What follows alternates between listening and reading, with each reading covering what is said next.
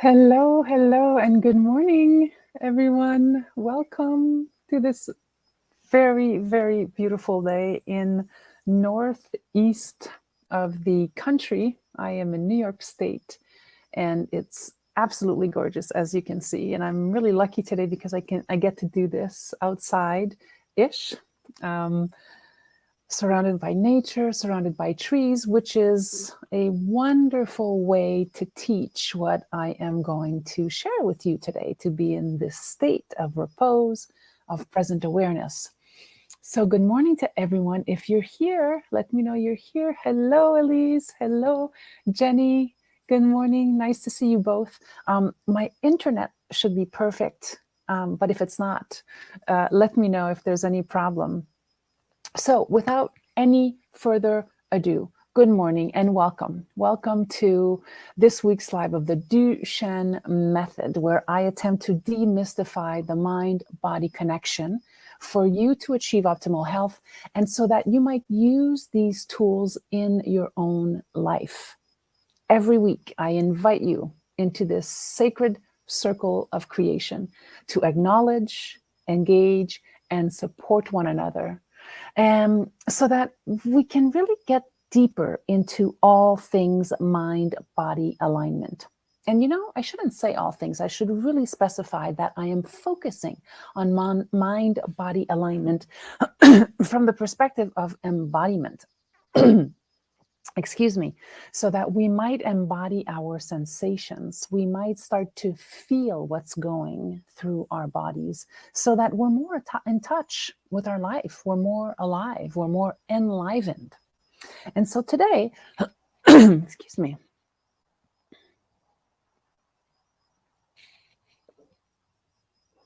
And so today we continue on our path to exploring the benefits of gratitude.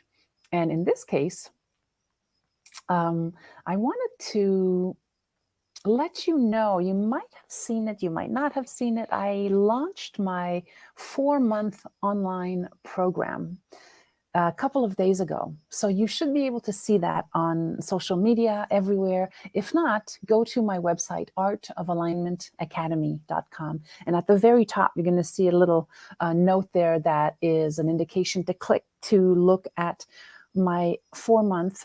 It's a hybrid, live and online embodiment, mind-body alignment program. And it's running from September 6th to December 20th. And I do have a 4-day retreat in Quebec City to open the program.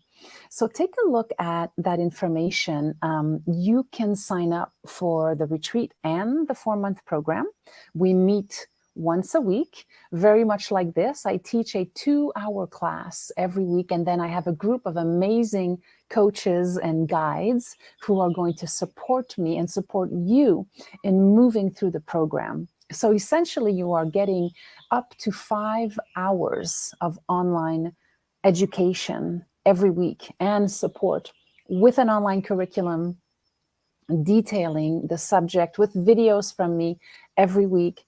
And we go deeper into the topics of mind-body alignment, of embodiment processes, of gentle movement, of breath work, of the philosophy of possibility.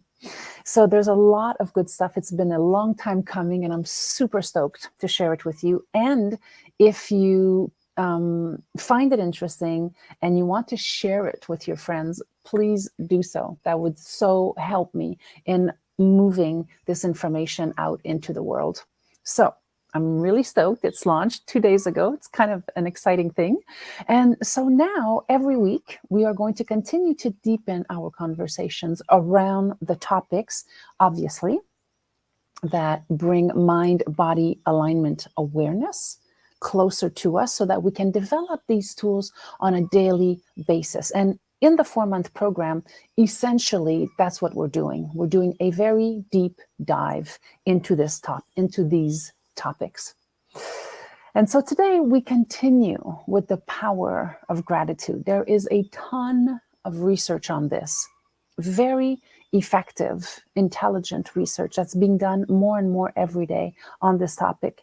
And I really want to be able to impart with you the scientific approach to the power of gratitude, and also exploring the benefits of acknowledgement. So acknowledgement is a tool that we use to connect with another person. It can also be to connect with ourselves. I have found over the years of my practice that this very simple 3-step system, acknowledgement, engagement, support, I really want to impart these 3 words, this action system, I call it, so that in your life, you start to make this a regular practice for yourself. You meet someone, you acknowledge them.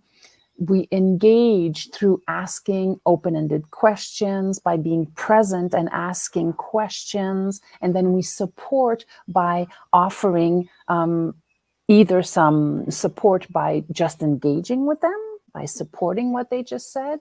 Sometimes support can be in offering a different possibility to look at things, to move through things. So I'm going to give you specific examples of that as we move along over the next few months. How do we use this 3-step system, action system of acknowledgement, engagement, and support in a real, tangible way that can help you to increase the quality of your life, and also to heal any part of your life that needs healing, that might need forgiveness. My focus is to really help you in letting go of the past, in letting go of what no longer serves you.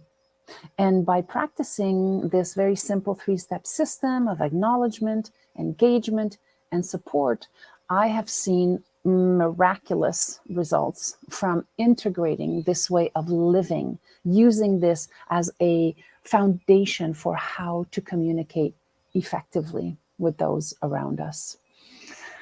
So today, my friends, I really wanted to take a moment and explore, go a little bit deeper into 3 specific areas. And good morning, whomever is signing on at this time. If you want to say hello in the comments, it's always really great for me to know who's here, because I want to make this an interactive approach that we might communicate with one another in the comment section. So if you're here, please feel free to say good morning. It would be great to say good morning back. All right, so today I would like to explore 3 components of why gratitude is a powerful practice, and to explore the science and benefits of acknowledgement.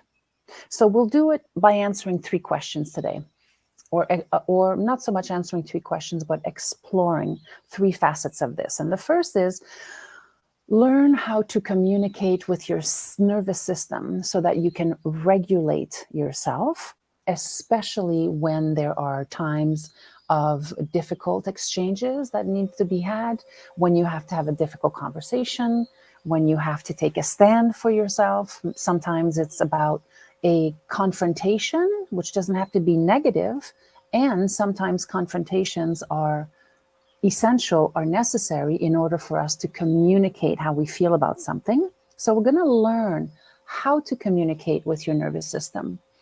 Also, using non-violent language as a means to reframe your thoughts.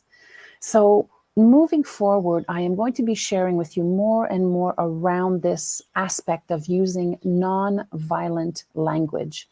And you might be surprised to find out that some of this language that we use on a daily basis is actually filled with many aggressions, and we don't see it that way. We don't realize it. We certainly don't intend it to be.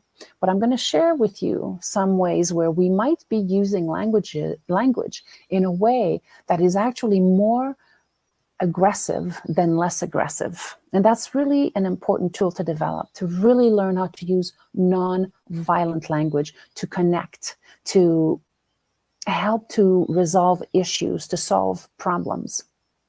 And then finally, we're going to practice nervous system exercises to reduce stress and anxiety. So, without further ado, if there are any comments or questions, please let me know. You can stop me at any time. I'm checking the chat here. I go back and forth and chat in the chat to make sure that I'm not missing any questions. All right, my friends. So first, how do you communicate with your nervous system for well-being? Well, what we know, right? What we all know is that our nervous system plays a vital role in our everyday experiences. We are feeling, sensing everything all of the time. And your body integrates these sensations and these messages. It integrates it. And a lot of the time, when we have a porous energetic field, that means that energies can come into you. And that happens subconsciously. We're not always aware of that. And that affects your nervous system. And I'll talk more about how to create a healthy shield around you so that you're not so porous. This is especially important for people who are very empathic. Sometimes when you are an empathic person, you can really take on more than you really need to. So a lot of this energy and information is moving through your body, affecting your nervous system. And so this is going to affect how we respond to stress, how we perceive situations, and also how we can regulate our emotions. Because if you're constantly intaking, right, if you don't have any type of protective structure around you, and if you're very empathic, you will tend to take on this energy from others, unbeknownst to you, and that will affect how you live your life. How your nervous system is affected will have consequences in how you are in your life.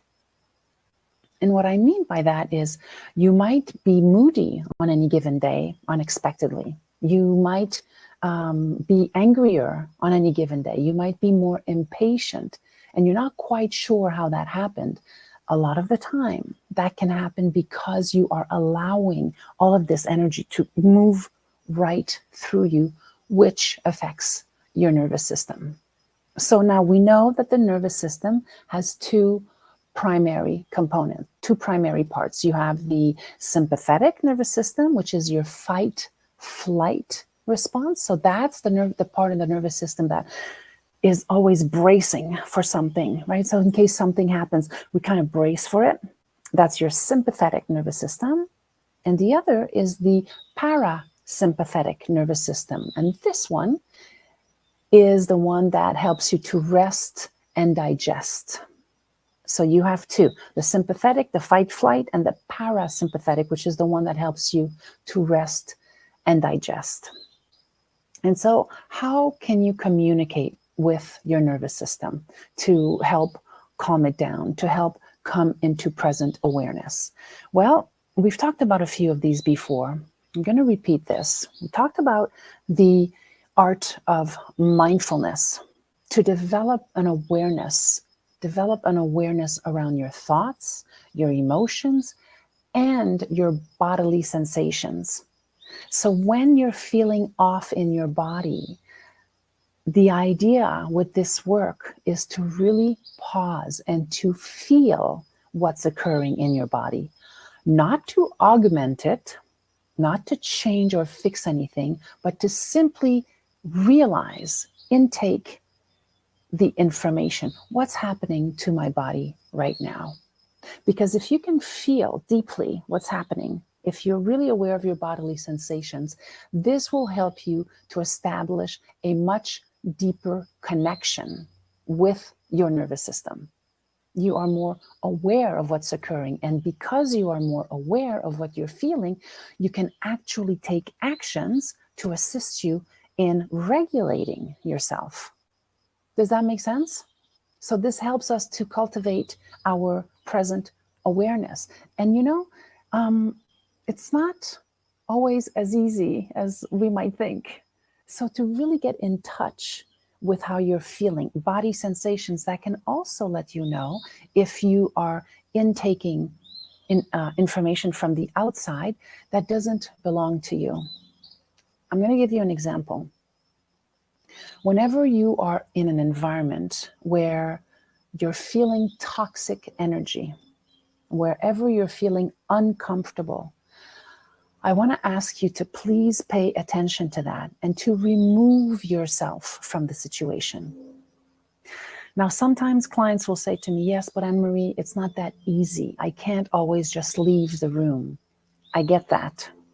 What I want to encourage you to consider is to practice. If you ever find yourself in a toxic environment and it seems that you can't leave, I want to challenge that a little bit, because what you can do is you can excuse yourself. You can say to the person or the situation, however it is, I need a moment. Excuse me, I'm going to leave for a few minutes. Right? That's possible. You can do that, especially if the other person is starting to become increasingly toxic or is kind of spewing at you. Please do not stay in an environment where someone is spewing at you because they can't manage their emotions. So then they're actually projecting it upon you, and that goes through your body, affecting the health of your nervous system, right? I think we have probably all been in that type of situation. So I want to challenge the idea that, we can't leave a situation when it gets hot. If it gets heated, if somebody is being unkind or somebody is super angry, and sometimes you're not even in conversation with them, but you can feel the toxic energy in the room. Please consider leaving that space. Because if you stay in that space for too long, the repercussions on your energetic fields is huge. It can absolutely make you sick. It can deplete you from your life force and from your energy. Does that make sense? I know we've all been through this. So great. Thank you, Elise. Yeah. So to just don't stay in an environment or a situation where people are being abusive. And sometimes, we're not really we don't feel like it's an abusive environment. Oh, it's just something they said. Or to become more attuned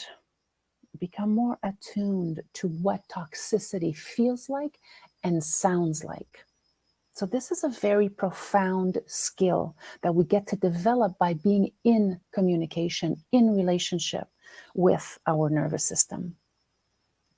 So essentially mindfulness, right? Developing an awareness. Secondly, how do you communicate with your nervous system? Well, body language. Body language is a great way for you to learn how to establish a relationship with your nervous system, because our bodies are powerful communicators, aren't they?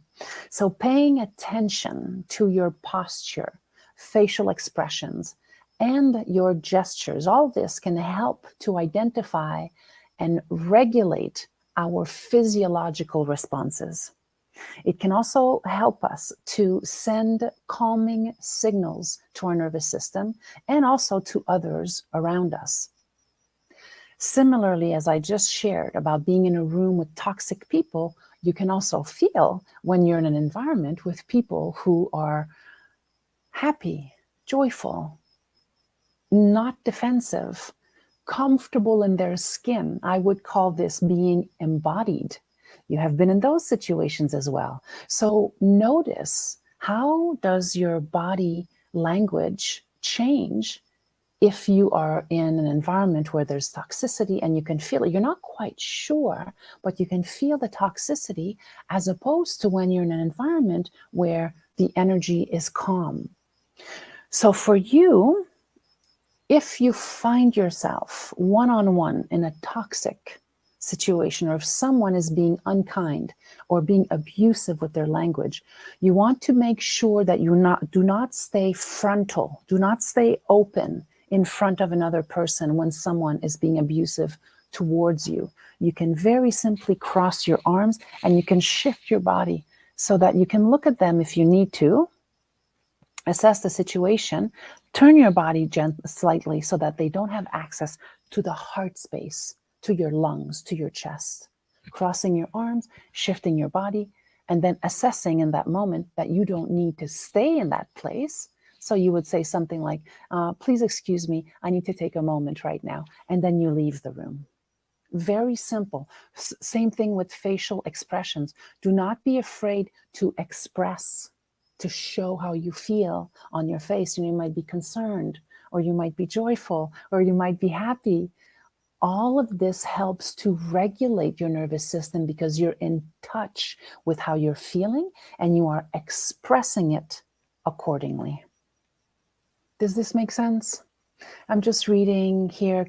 Jenny says, but what do you do if you feel yourself getting amped up because of someone else's amped up energy and you really can't leave? You must try to help the person calm. You must try to help the person calm themselves down. So Jenny, are you talking in particular in relationship to, let's say, your child that needs your support? This is a big distinction. So I just want to make sure. Because you never need to stay in the same room with another adult whose energy is amped up, unless I think you're saying that if it's someone you know and you need to help them. So just clarify that. Okay, got it.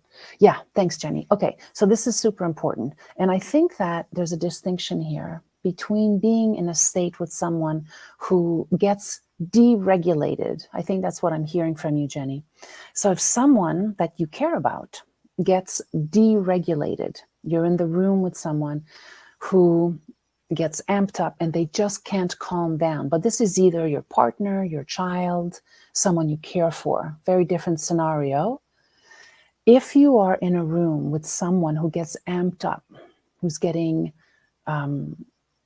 afraid or fearful or angry and starts to scream and just amps themselves up, there are a few things that you can do. First of all, you want to get regulated first and foremost. So hand to heart, hand to belly, just breathe into your hand and heart. And I know that they're getting amped up, right? But you need to get centered first and foremost. So get yourself centered, right? And change the tone of your voice.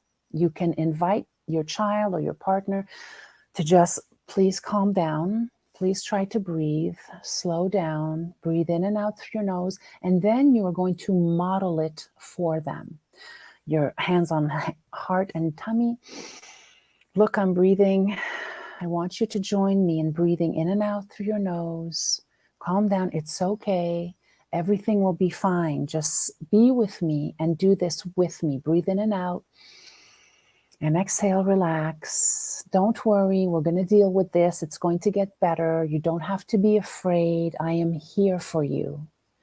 Using these words of connection and demonstrating a place of regulation is going to affect the other person. So I'm not talking about a full blown out crisis. For that, you might need additional support to help you process someone who's going in a full out crisis. If it's someone that is in your immediate environment and that is just getting really amped up, use words of support. Support the other person, love the other person, and you do it by modeling how they can do it as well. You can invite them to sit down. You can go and get a glass of water for them.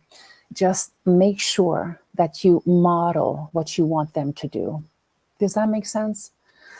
Jenny, that's so helpful. Thank you. Because once she calms down, she is able to follow directions and listens. Great. Exactly. Behavior is communication. 100%, Jenny. That's exactly right. So we want to model for the other person, right? And it's not always possible. It depends on the situation. But when it is possible and it's someone you care for, make sure that you pull yourself together first.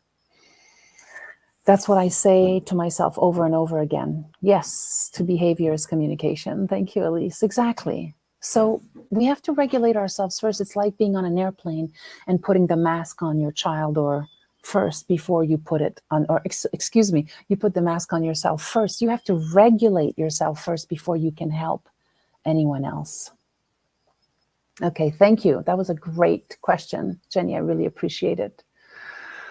Okay, so body language, right? We talked about body language to make sure that you are not afraid to move yourself out of a line of fire, right? You can also put your hand on heart and belly. It's not always appropriate to do that in certain environments, but for me, to be honest with you, I no longer put myself in situations where I can be affected negatively. I know that it can happen, right? Life happens, but I really use these tools consistently. And as soon as I feel something is off, I leave the room, I leave the space in order to not be contaminated by the negative energy. Okay. Another way to communicate with our nervous systems is using nonviolent language and reframing our thoughts.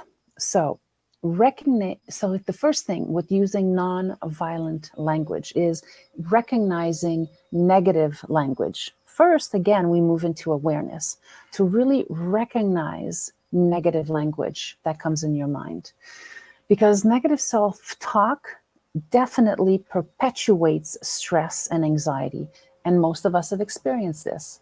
If you continue to speak with yourself negatively or to minimize yourself, in a way, this is your saboteur. The saboteur is the part of you that wants to sabotage you, punish you in some way. And most of us have a saboteur, right? It's a part of us. What's important to remember is that it is not us. It is simply a part of us. So learning to identify patterns of negative self-talk is super important. And what we want to do is when you have this negative language and thoughts, the first step is to move toward positive change. So we're going to use a few reframing techniques. And sorry, there's going to be a little bit of noise in the background. I'm outside and there are actually workers coming in. So bear with me. So reframing techniques in order to help you with negative language. We've talked about this before. Positive affirmations, incantations to empower yourself by replacing negative thoughts with positive, uplifting language. For example, you can say to yourself, I'm just not good enough. I'm just not good enough. I'm never going to be able to raise my child in the way that I want to. I'm not a good mother. I'm not a good enough mother. Look at me again. I can't organize my day. I'm running behind. Oh man, I'm going to be late picking up my spouse, my children, or getting to a meeting. This is the type of negative self-talk that will literally eat your heart out because you are disconnected from being in present awareness with yourself. It doesn't mean that negative self-talk doesn't occur. It does. However, as soon as you have that negative self-talk occur, you want to replace it immediately. You have to have an immediate other opposite side to it. So for myself, if I say to myself on any given day, for example, right now, oh man, I'm doing my live and I'm in this new environment, and then the truck arrived and made some noise. You may or may not have heard it. Notice also, this is all inside my head. And even if you heard it, you probably don't care that much about it because it wasn't a very long interruption. So I want to model how a lot of our negative self-talk is about us making up stories in our heads about how we're not good enough, about how we might have made a mistake. So a lot of it is self-created.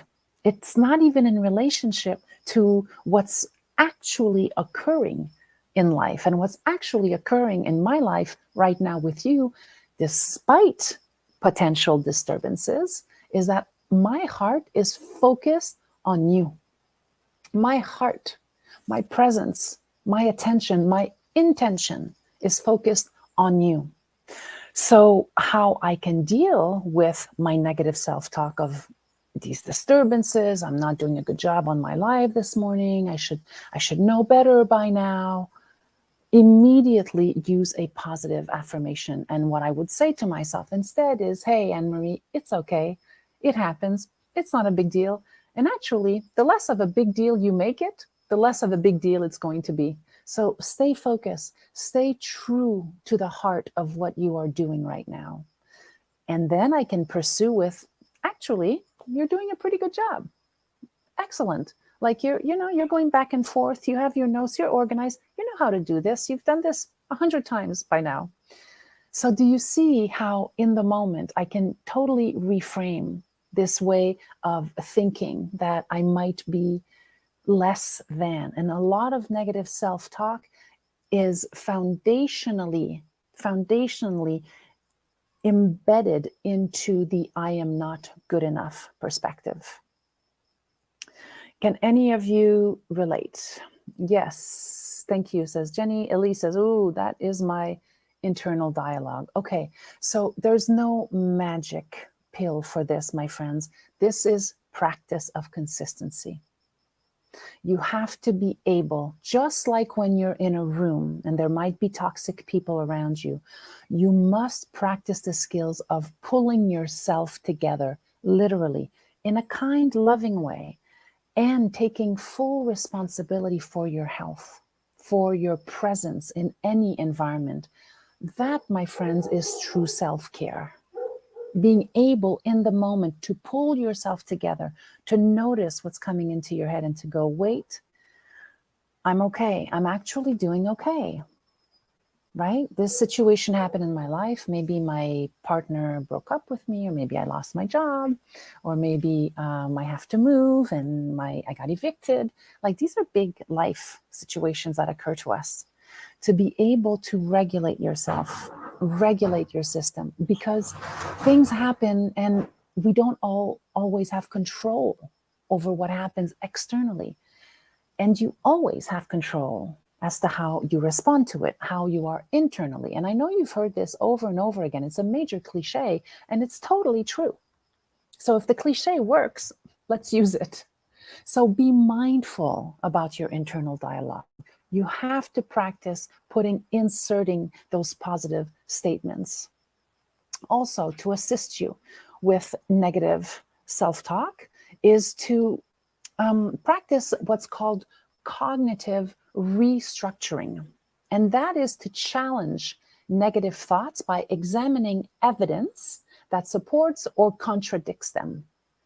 Cognitive restructuring helps to reframe situations in a more realistic and balanced manner. Therefore, that reduces the impact of stress and anxiety. I'll give you an example again. So first we said positive affirmations to change, to have the power to go grab, literally go get something that's positive.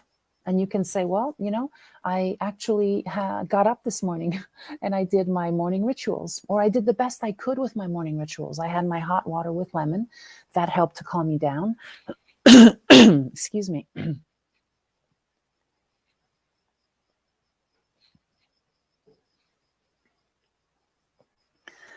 That helped to calm me down, to take a sip of water. That's the positive affirmations. That's the positive language. Now, the cognitive restructuring, it's about challenging the negative thoughts by examining evidence, finding evidence that supports or contradicts the negative thoughts. So now we're moving into a communication pattern. And I love the cognitive restructuring because it's really about establishing balance. It's about dealing with what is real. And usually when we have a lot of negative thoughts, it's based in unreality. It's patterns from the past that come charging in and that pull at our heartstrings, at our very being, because of something that has happened in the past that has become a pattern. So the cognitive restructuring helps you to actually pause, to get aligned, to get centered, and to actually explore what is really occurring in this moment. So for me, I'll tell you, it shows up. So actually, over the past week, I'll give you some examples from clients who came in and will have shared with me around how they are having a really hard time communicating with their partner. They have to have serious conversations, or they're in a place where they want to have a companion, but they don't really want to commit to getting married, for example. And so when these types of big conversations arise within our body, they can conjure up negative thoughts, because you might feel like, I can't really handle this conversation right now, so I'm going to avoid it. I can't confront my boss about wanting a raise, or I can't confront the neighbor, the neighborhood representative about how we need to change certain ways of doing things in our community to support everyone, to make it more inclusive, for example. I can't possibly do that. I'm not strong enough, and who am I anyways? You're having these thoughts, and how you might restructure them is to pause and to really check in and challenge the thought, challenge the negative thought. Why can't I speak to my neighborhood representative? Maybe I could send an email. Maybe I can take the first step. Maybe that I can write out the conversation that I want to have with my boss around an issue we're having, or around me asking for a raise. Maybe I can write it out, actually. Challenge the thought that you can't do it by taking action into developing a way toward a possibility. Does that make sense? Are there any questions? Or Elise says, fear, false evidence appearing real. Exactly. When we fall into the reality of what we're experiencing in our lives, when we really look and take a moment to be in the present moment, to find a place of balance, then start to challenge your negative thought. I can't possibly apply to get my doctorate at Harvard. They'll never accept me. And on top of it, I can't afford it, right? So that's kind of an ongoing negative self-thought that in fact will keep you held back. So the work that we're doing together is truly baked in the philosophy of possibility. We want to learn to acknowledge how we feel. We want to learn to engage with how we're feeling, and then develop a support system for us to move forward in life. Jenny writes, I love this, and it reminds me of what one of my daughter's therapists said. You can't control your emotions, but you can control your behaviors. That's awesome. Exactly. Because emotions are going to keep showing up, my friends, throughout your entire life. Whether you're, and also the other thing I want to share is, you might be happy today. Like, this might be a really great live for you, and you're feeling encouraged and positive about it. And that might not last for the rest of the day. Something might happen today where you get bad news and you start to feel badly about a situation. Those are emotions that keep moving and passing through you.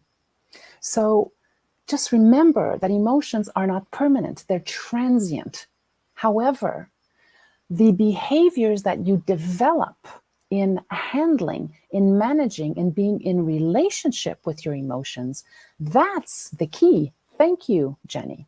That is the key, so that we can develop better ways of dealing with our behaviors, with things that trigger us, with your negative self-talk. And this is why I keep going back to that very simple 3-step system. You want to acknowledge what's happening in the moment. That is connected to reality. When you are in a state of negative self-talk, you're actually out of reality. You're being pulled out of the present moment, or pulled down into a way of thinking that is not real. It's just a moment that you're experiencing this. So it's really a tricky thing, because people will say, well, it's really real because I'm truly feeling it right now. And I understand that it feels real. I also want to encourage you to explore the possibility that it is transient. It's not going to last. And these are all disciplines that we develop in our life.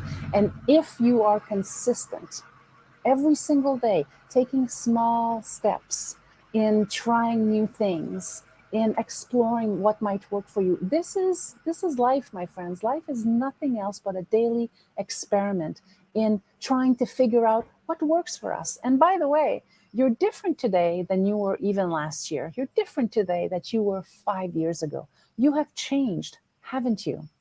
So all evidence points toward the fact that you're going to change again.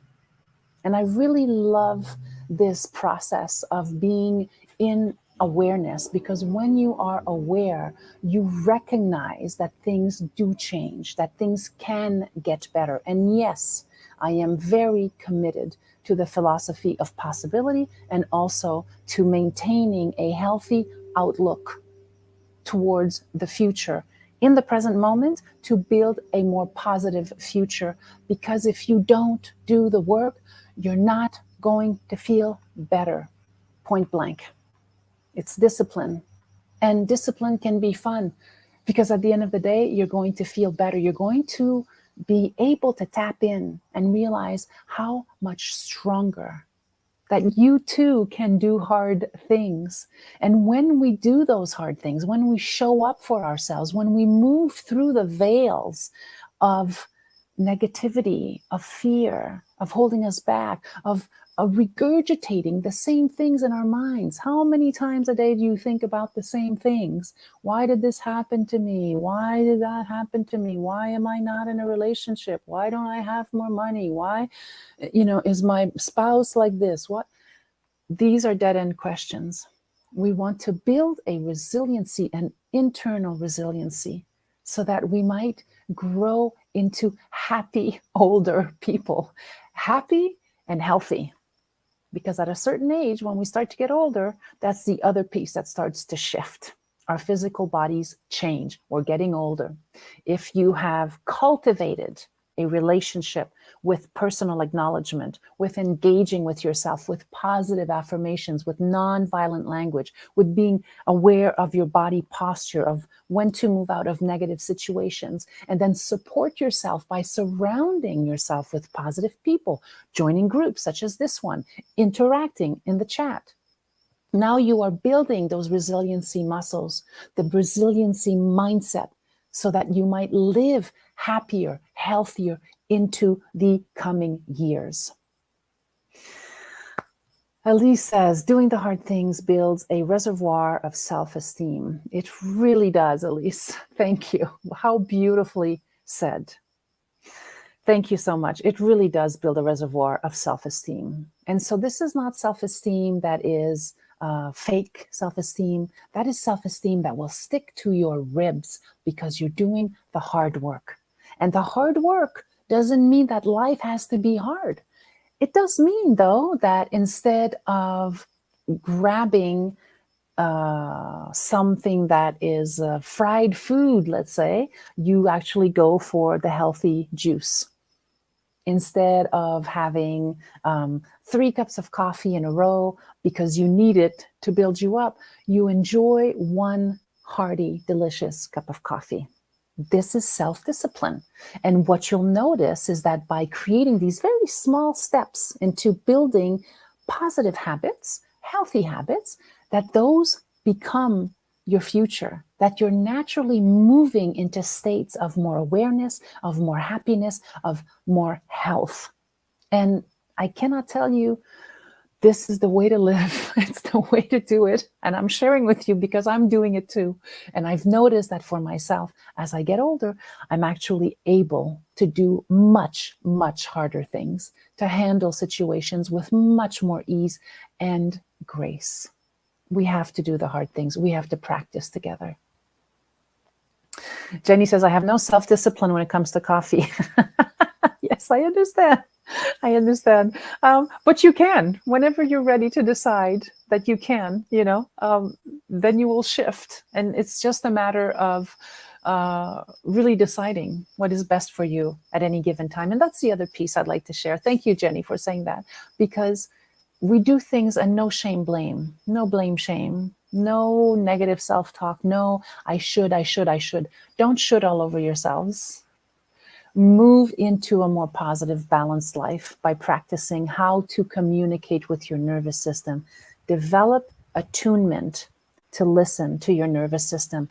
Notice when you are in a fight or flight response that you want to get the hell out, or you get angry, or you want to fight back. Or if you can come to a place of resting, of being centered, and of being able to observe what's occurring around you from a more objective perspective. Jenny says, yes, I've decided that I'm not ready and coffee is best for me at this time. Okay, great. I totally trust you on that one. All right, my friends, I hope that this has been helpful. There are more things that I'm going to talk to you about next week. In fact, next week, we are moving deeper into the art of meaningful acknowledgement. It's different than this week. The art of meaningful acknowledgement. And I'm going to specifically address how to build a culture of appreciation at home and in the workplace.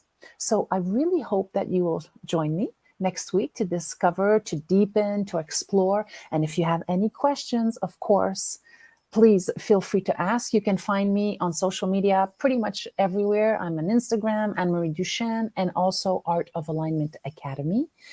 On Facebook, Instagram, YouTube, LinkedIn. I have a wonderful team that is helping me to spread my message of acknowledgement, engagement, and support. If you go to artofalignmentacademy.com, at the very top of my page, there's a little button. You can click on that and take a look at my online program that I am encouraging you to visit. It's starting September 6th through December 20th. It's 4 months. We meet once a week. You have an online curriculum. And if you want to embody the teachings that I'm offering, you can join us for a 4-day retreat from August 24th through the 27th in Quebec City at a beautiful monastery where we get to practice the art of gratitude. We get to practice acknowledgement. We get to practice how to engage with one another and how to develop ways to support ourselves, our families, our communities.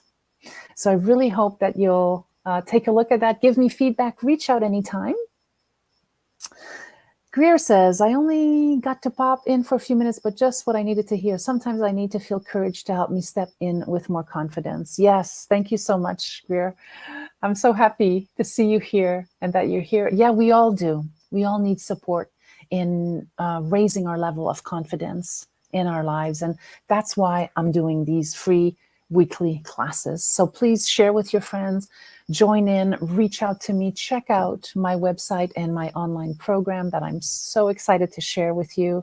If you have any questions, you can reach to me directly. You can find me on Messenger. I offer 30-minute consultations, complimentary consultations if you have any area of your life that you're struggling with and you need support in finding more mind-body alignment. Thank you so much for being here with me today. I send you all love and tenderness. Be good to yourself. Talk to yourself with words of love and appreciation and grace. And I'll see you next week. Bye, everyone.